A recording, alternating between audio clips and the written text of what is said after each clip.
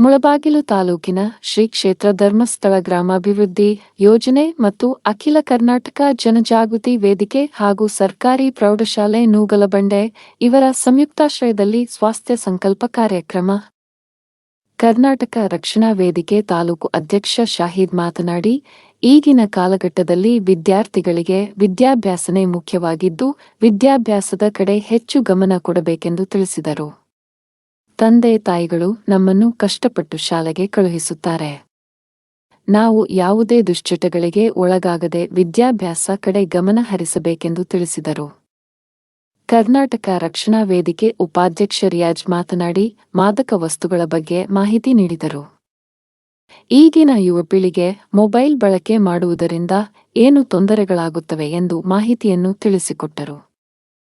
ಶಾಲೆಯ ಮುಖ್ಯೋಪಾಧ್ಯಾಯ ಸತೀಶ್ ಮಾತನಾಡಿ, ಇಂತಹ ಕಾರ್ಯಕ್ರಮಗಳು ನಮ್ಮ ಶಾಲೆಗೆ ಅವಶ್ಯಕತೆ ಇದೆ ಎಂದು ತಿಳಿಸಿ, ನಿಮ್ಮ ಸಂಸ್ಥೆಗೆ ನಮ್ಮ ಸಹಕಾರ ಇದೆ ಎಂದು ತಿಳಿಸಿದರು.